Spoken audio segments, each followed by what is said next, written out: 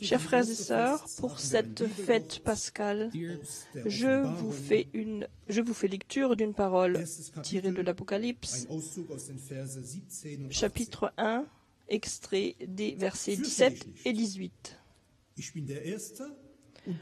Ne crains point, je suis le premier et le dernier et le vivant. J'étais mort, et voici, je suis vivant au siècle des siècles. Je tiens les clés de la mort et du séjour des morts. Divine service on Easter Sunday morning, we have a word out of the book of Revelation, out of chapter 1, the part of verse 17 and the verse 18. Do not be afraid. I am the first and the last. I am he who lives and was dead. And behold, I am alive forevermore. Amen. And I have the keys of Hades and of death. So, ihr dürft zu Hause ruhig Voilà, à la maison, vous pouvez prendre place.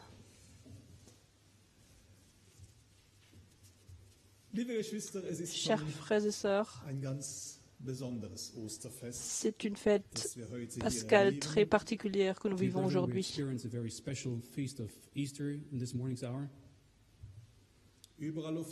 Partout dans le monde, il y a beaucoup de souffrances, de tribulations.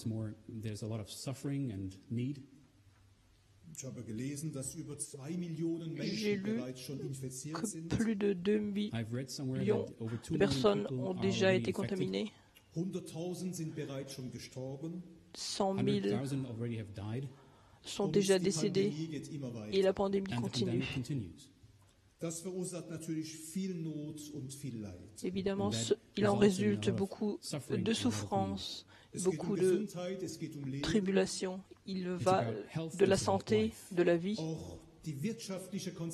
et les conséquences économiques ne peuvent pas encore être considérées pour le moment. Beaucoup d'hommes ont peur, sont dans l'incertitude, parce que même les gens très qualifiés sont obligés de dire à chaque fois « nous ne savons pas comment cela se développera ». Et nous n'en avons plus vraiment l'habitude dans notre monde aujourd'hui. Et beaucoup se sentent très incertains à cause de cela. J'ai conscience également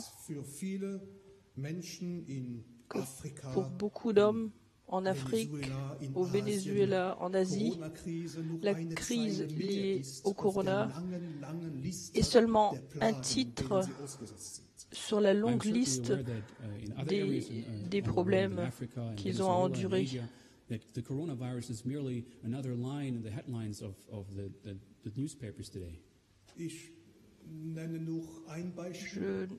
Je ne veux citer qu'un exemple. Les frères en Afrique m'ont dit l'année dernière 140 000 hommes sont décédés à cause d'une maladie d'enfants, seulement pour montrer que le coronavirus, c'est seulement un gros titre supplémentaire sur la longue liste des problèmes, des tribulations.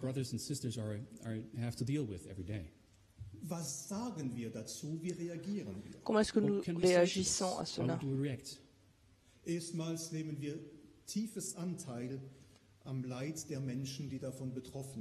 D'abord, cela nous attriste dans un premier temps, et nous avons pitié, nous prions pour tous ceux qui ont de gros problèmes, qui sont dans la tribulation. En tant que chrétiens néo-apostoliques, nous suivons strictement les consignes des autorités sanitaires. Et c'est très important que nous soyons un exemple de ce côté-là. Il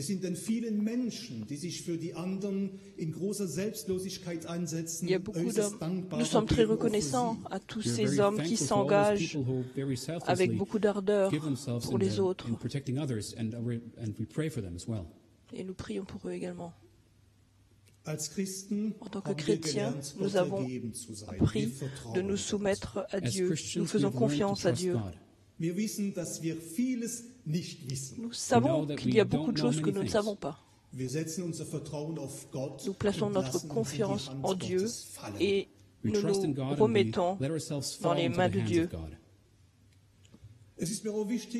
C'est important pour moi aussi de dire que nous ne voyons pas la crise liée au coronavirus n'est pas un signe des temps.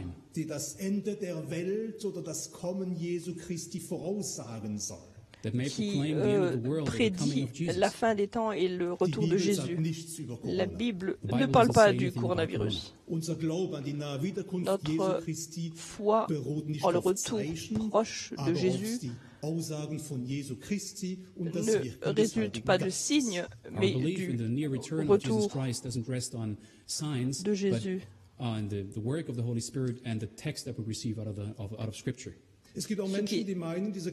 Il y a des gens qui pensent que la crise liée au coronavirus est une punition. Ce n'est pas une déclaration qui vient du Saint-Esprit. Le Saint-Esprit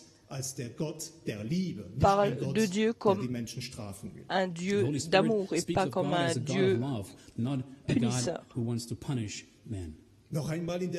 Encore une fois, dans la Bible, nous ne lisons rien sur la crise liée au coronavirus, mais la Bible et le Saint-Esprit nous disent comment est-ce que nous devons nous comporter dans de telles situations. Nous faisons confiance à Dieu et nous restons fidèles dans l'imitation de Jésus.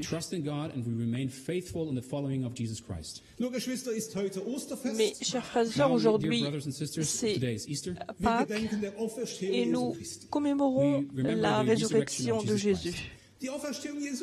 La résurrection de Jésus-Christ est quelque chose de grandiose.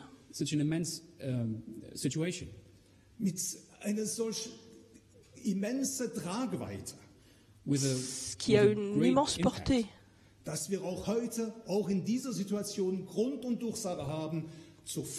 Et nous avons beaucoup de raisons d'être reconnaissants et de nous réjouir. Fêtons ensemble la fête de la Pâque. Comme habituellement, nous avons une lecture biblique pour ce service divin. L'évêque Kramer, qui dirige la maison d'édition Bischoff, va faire la lecture biblique. Et après la lecture biblique, nous entendrons un morceau de musique. La lecture biblique. Jean 20, versets 11 à 20. Cependant, Marie se tenait dehors près du sépulcre et pleurait. Comme elle pleurait, elle se baissa pour regarder dans le sépulcre et elle vit deux anges vêtus de blanc, assis à la place où avait été couché le corps de Jésus, l'un à la tête et l'autre aux pieds.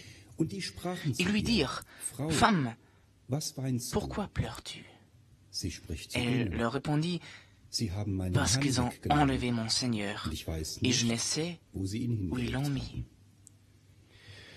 En disant cela, elle se retourna et elle vit Jésus debout, mais elle ne savait pas que c'était Jésus. Jésus lui dit, « Femme, pourquoi pleures-tu? Qui cherches-tu » Elle, pensant que c'était le jardinier, lui dit, « Seigneur, si c'est toi qui l'as emporté, dis-moi où tu l'as mis, et je le prendrai. » Jésus lui dit, « Marie. » Elle se retourna et lui dit en hébreu, « Rabboni », c'est-à-dire « Maître ». Jésus lui dit, « Ne me touche pas, car je ne suis pas encore monté vers mon Père. Mais va trouver mes frères et dis-leur que je monte vers mon Père et votre Père, vers mon Dieu et votre Dieu. » Marie de Magdala alla annoncer aux disciples qu'elle avait vu le Seigneur et qu'il lui avait dit ces choses. Le soir de ce jour, qui était le premier de la semaine, les portes du lieu où se trouvaient les disciples étant fermées à cause de la crainte qu'ils avaient de Juifs, Jésus vint, se présenta au milieu d'eux et leur dit « La paix soit avec vous ». Et quand il eut dit cela, il leur montra ses mains et son côté.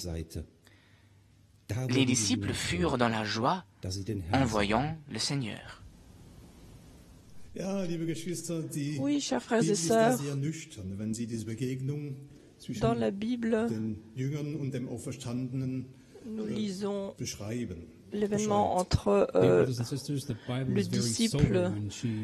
La Bible est très sobre dans cette description quand il parle des disciples et de Jésus. This one-time experience has an effect in a lot of love and peace and joy. Et on voit qu'il y a beaucoup d'amour, de paix et de joie. Les disciples étaient heureux. Jésus, leur maître, était là à nouveau.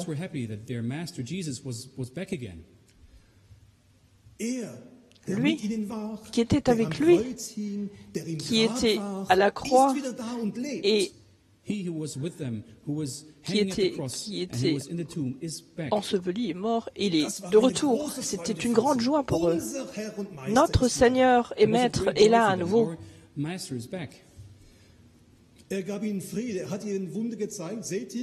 Il leur a dit « J'ai souffert », mais il ne leur a pas fait de reproches.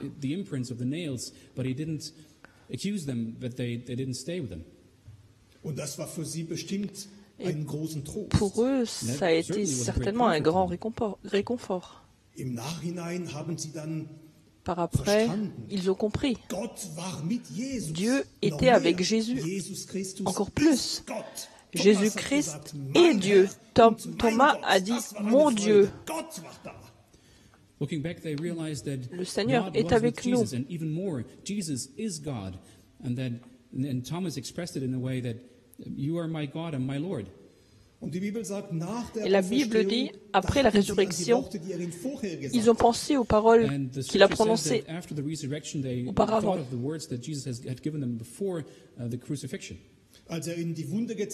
Lorsqu'il leur a montré les plaies, ils ont compris. Mon sang sera versé pour le pardon des péchés. Là, ils ont compris. He did say that his blood would be shed for the forgiveness of sins.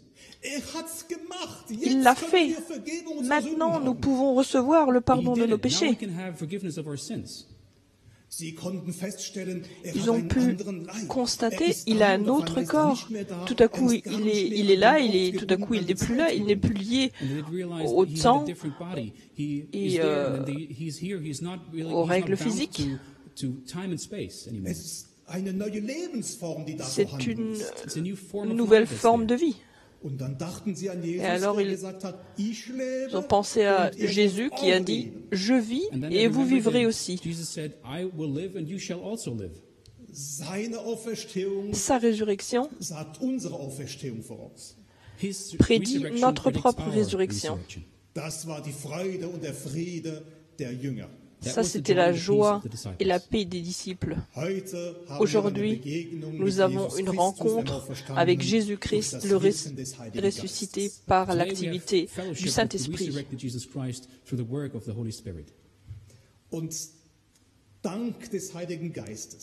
Et grâce au Saint-Esprit, nous pouvons ressentir l'activité du Saint-Esprit même à travers les portes fermées.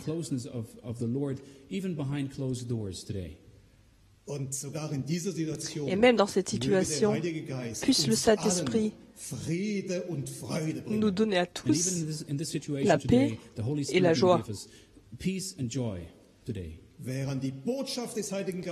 Qui croit au message de Jésus-Christ peut recevoir, ou le message du Saint-Esprit peut le recevoir. Aujourd'hui aussi, le Saint-Esprit nous dit, Jésus est vivant. Ce n'est pas seulement une figure de l'histoire, un homme dont nous pouvons lire quelque chose dans la Bible. Jésus-Christ vit, il est Dieu.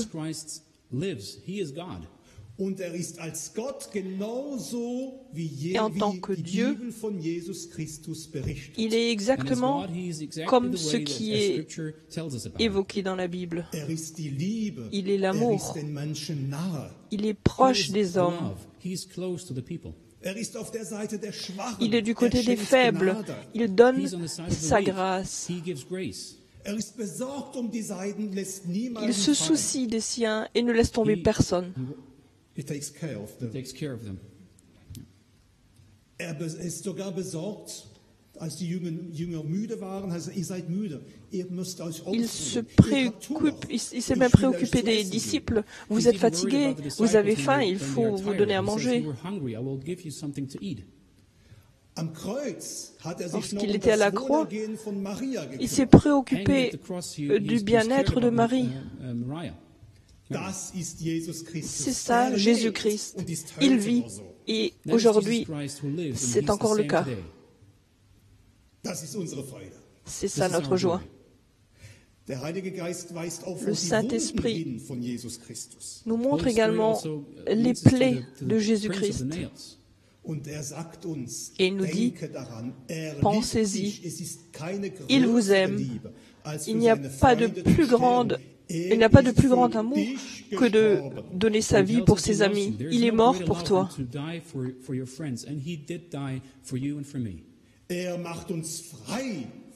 Il nous rend libres, il nous libère de nos péchés. Et ça, c'est notre joie aujourd'hui. Le Saint-Esprit nous montre les plaies de Jésus-Christ et nous rappelle, ça a été pour toi, ça a été fait pour toi, il peut te libérer de tes péchés. Jésus-Christ est le premier et le dernier. Il était le premier-né parmi les hommes qui a reçu un corps de résurrection. Ça a été en quelque sorte la première étape de la nouvelle création. Il a été le premier vrai homme qui a reçu un corps de résurrection et qui a pu entrer ainsi dans le royaume de Dieu. La première étape de la nouvelle création. Je suis le premier et le dernier, celui qui commence et achève. Dieu créera cette nouvelle création jusqu'au bout. Et personne ne peut le retenir. Il a commencé chez nous. Par le baptême de l'eau et d'esprit, il nous a donné une partie de sa vie. Et nous avons la possibilité, en tant que nouvelle créature, de nous développer. Nous avons la possibilité de recevoir ce nouveau corps de la résurrection. Et Jésus-Christ nous a promis ce qu'il a commencé, il l'achèvera. Également en nous. Si nous lui restons fidèles, nous pouvons vivre la résurrection et recevoir le corps de la résurrection. Aujourd'hui, il nous faut encore croire à la résurrection de Jésus-Christ et également à notre résurrection.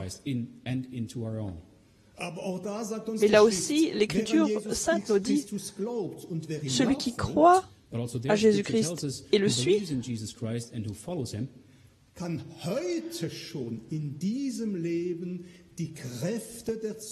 peut déjà recevoir les forces du monde d'avenir aujourd'hui déjà, dans notre vie. Nous pouvons déjà le vivre. que Jésus-Christ nous rend libres. Et également, dans des situations de souffrance et de tribulation, nous pouvons recevoir la paix de Dieu, que nous puissions rester forts, que nous puissions même avoir de la joie en Jésus-Christ. C'est ça la liberté en Jésus-Christ. Aujourd'hui déjà, si nous mettons en pratique la parole de Jésus, peut recevoir les forces à venir. Et cela nous rend heureux. Je suis le premier et le dernier, et le vivant.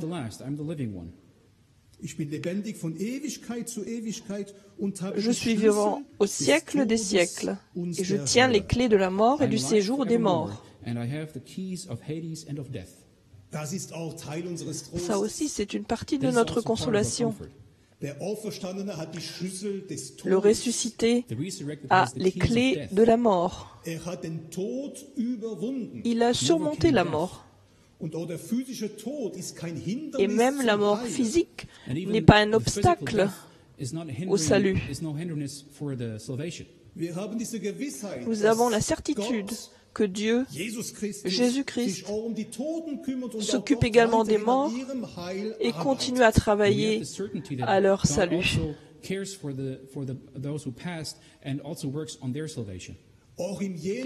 Également, dans le monde de l'au-delà, l'activité salvifique continue. Il a les clés de l'enfer. L'enfer, c'est une image d'un domaine où les hommes sont séparés de Dieu. C'est un terme pour montrer qu'on est loin de Dieu. Jésus-Christ a également les clés de l'enfer. Il peut délivrer les hommes qui sont dans ce domaine et les amener à lui.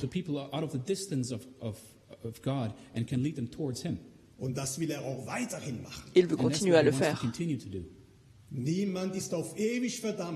Personne n'est condamné à jamais. Chacun est invité à venir dans le royaume de Dieu. Le ressuscité, c'est lui qui a les clés. C'est pas un homme. Il ne s'agit donc pas de succès, de savoir, de pouvoir. Il ne s'agit pas de la position sociale. Il y va de la foi et de l'imitation en Jésus-Christ. Chaque homme, dans chaque situation, qui croit en Jésus-Christ et le suit, peut trouver le salut, car c'est lui qui a les clés de l'enfer ou du séjour des morts. Le ressuscité a la puissance sur la terre et les cieux. Et il a donné une partie de ce pouvoir, de cette autorité à ses apôtres. Ce que vous déliez sur terre sera délié dans les cieux. Celui qui vous entend, m'entend. Et cette autorité de prédication de la parole de Dieu, il l'a donné à ses apôtres. Et par l'apostolat, nous recevons tout ce dont nous avons besoin pour notre salut. C'est ça notre joie et notre réconfort. Le ressuscité va tenir parole. Il reviendra. Et ceux qui lui sont restés fidèles seront ressuscités et pourront entrer dans son royaume. Ça, c'est notre avenir. C'est notre joie.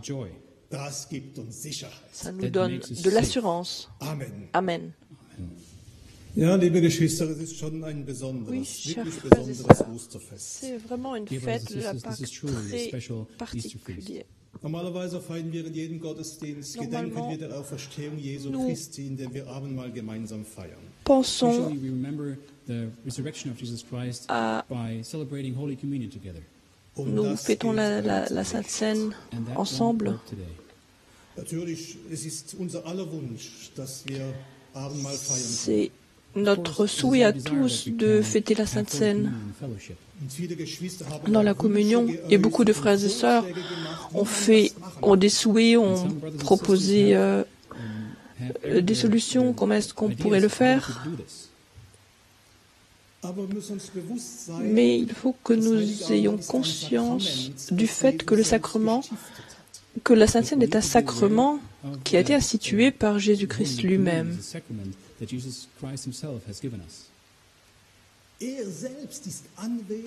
Lui-même est présent dans l'hostie consacrée. Lui décide comment est-ce que nous pouvons fêter de manière digne la Sainte Seine. Les apôtres gèrent le sacrement, mais ils ne peuvent pas en décider librement comme ils veulent et l'adapter à leurs souhaits. Jésus-Christ a donné la Sainte Seine comme une scène comme un repas de communion. Et ça, nous ne l'avons pas en ce moment. L'évêque a parlé du fondement de notre foi. C'est en relation avec notre confession de foi en tant que chrétien néo-apostolique. Et dans l'article 7, nous lisons quelque chose sur la Sainte Seine, le sacrement. L'hostie doit être consacrée et dispensée par un frère du ministère.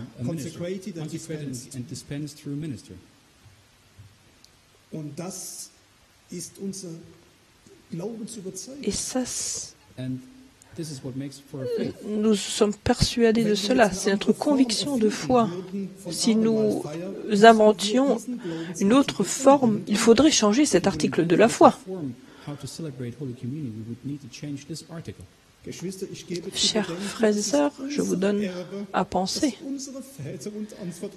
C'est l'héritage de nos pères. Ils nous l'ont confié.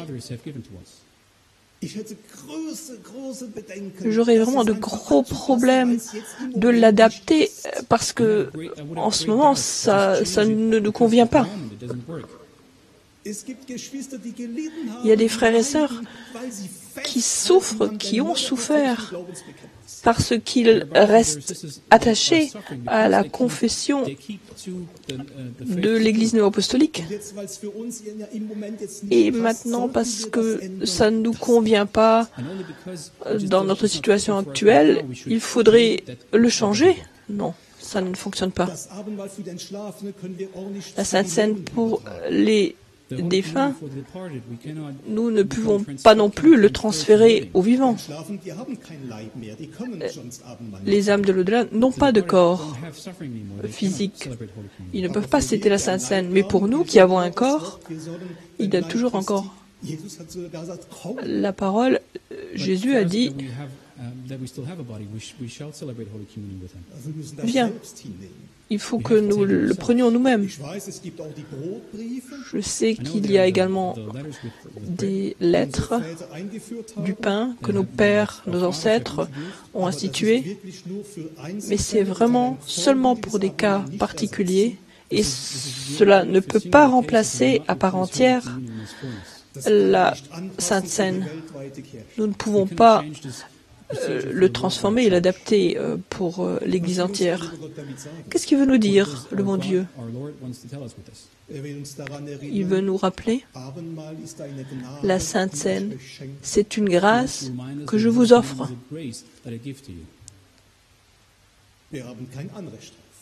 Nous n'avons aucun droit. Nous pouvons être reconnaissants si nous recevons la grâce, mais si on nous dit « tu ne l'auras plus », on ne peut pas se plaindre. Là aussi, nous voulons dire « le Seigneur l'a donné et il l'a repris pour une certaine période. Loué soit Dieu ».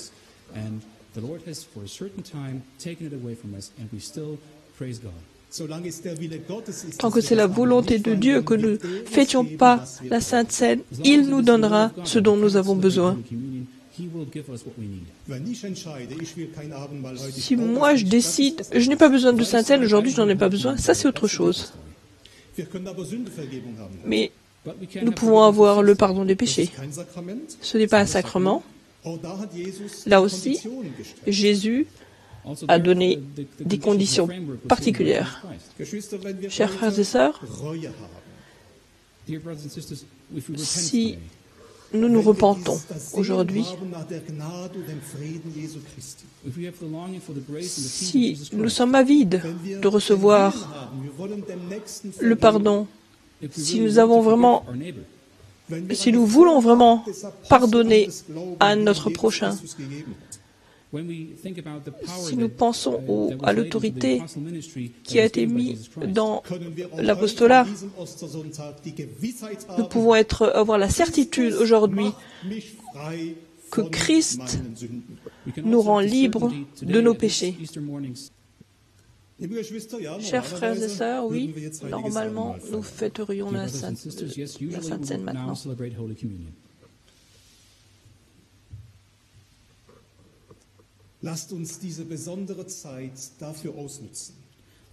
Mettons à bon escient cette situation, ces temps particuliers. Préparons-nous à la première Sainte Seine que nous refêterons ensemble. Nous voulons méditer sur cette situation. Comment est-ce que moi, personnellement, je fêterai cette première Sainte Seine? Qu'est-ce que je veux faire? Que ces pensées soient en nous. Lorsque nous fêtons la Sainte Seine, nous la fêtons en vue de la grande Sainte Seine que nous fêterons dans l'avenir avec notre Seigneur Jésus. Nous voulons, ce dimanche de Pâques, méditer également et réfléchir à cette grande Sainte Seine. Dans Luc 22, nous lisons ce que le Seigneur a dit. Vous êtes ceux qui avez persévéré avec moi dans mes épreuves.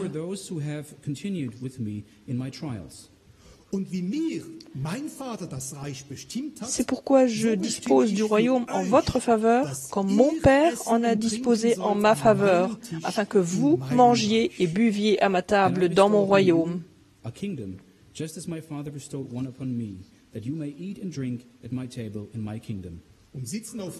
Et que vous soyez assis sur des trônes pour juger les 12 tribus d'Israël. C'est une parole merveilleuse de Jésus. C'est moi qui dispose pour vous que vous puissiez manger et boire à ma table dans mon royaume. Dans l'Apocalypse, il y a également la description de cet événement. Dans l'Apocalypse 19, il est dit: et j'entendis comme la voix d'une foule nombreuse, comme un bruit de grosses eaux, et comme un bruit de forts coups de tonnerre, disant Alléluia.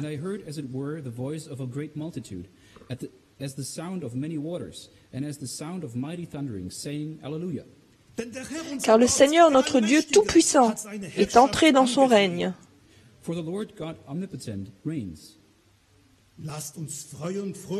Réjouissons-nous, soyons dans l'allégresse et donnons-lui gloire. car les noces de l'agneau sont venues, son épouse s'est préparée.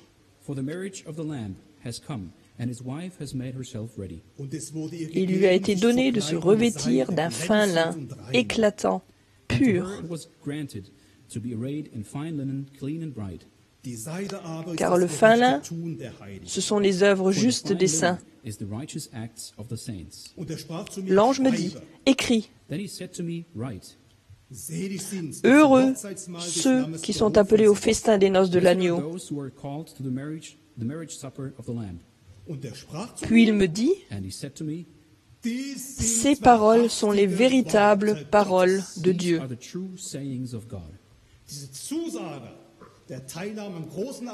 Cette promesse de participer à la grande Sainte Seine, aux noces de l'agneau, ce n'est pas une promesse vaine d'un chef d'une église. Ce sont des paroles véritables de Dieu.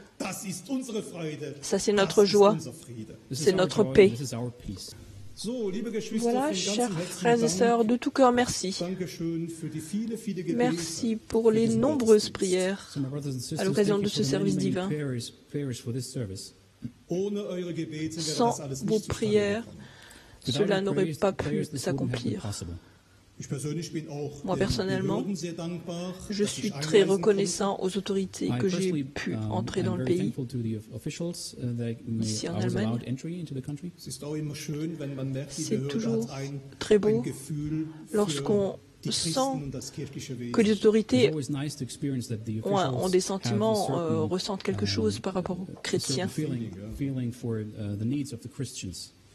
Je vous souhaite à tous la bénédiction de Dieu. Et je vous promets, dès que ça sera possible, d'une façon ou d'une autre, de fêter la Sainte Seine, nous le ferons. Moi aussi, j'aspire